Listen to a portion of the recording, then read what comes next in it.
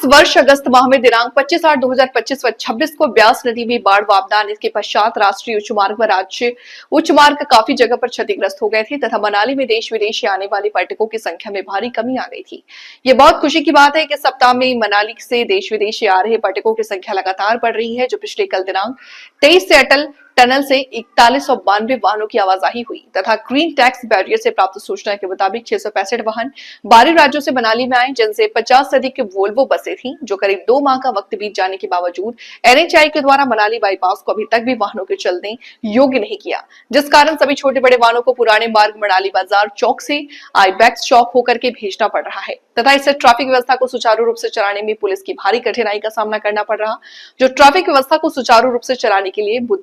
बुद्धा चौक से लेकर आईबैक्स चौक तक सुचारू किया गया। आम जनता से अपील की जाती है कि कोई भी अपने वाहन को अनाधिकृत रूप से सड़क पर खड़ा ना करे तथा पुलिस को ट्रैफिक व्यवस्था को सुचारू रूप से चलाने में सहयोग दे। पुलिस तथा गृह रक्षा कर्मचारी ट्रैफिक व्यवस्था को सुचारू रूप से चलाने के लिए कड़े निर्देश दिए गए हैं, जो पूरी निष्ठा और लगन से अपने कर्तव्य का निर्वहन कर रहे हैं। पुलिस हमेशा जनता की सेवा में तत्पर है। देखिए, जैसा हम सभी जानते हैं कि इस वर्ष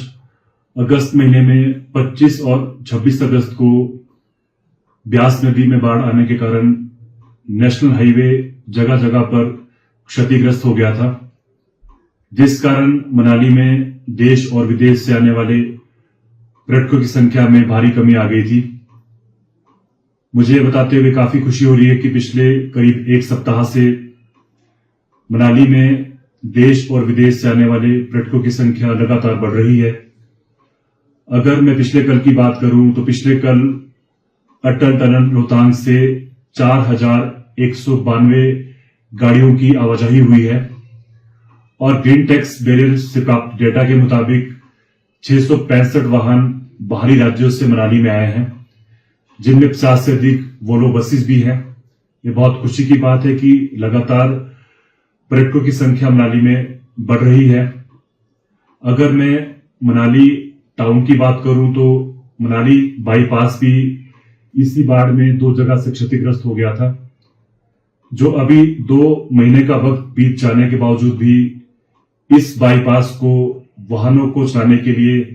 NHAI के द्वारा अभी तक रिस्टोर नहीं किया गया है,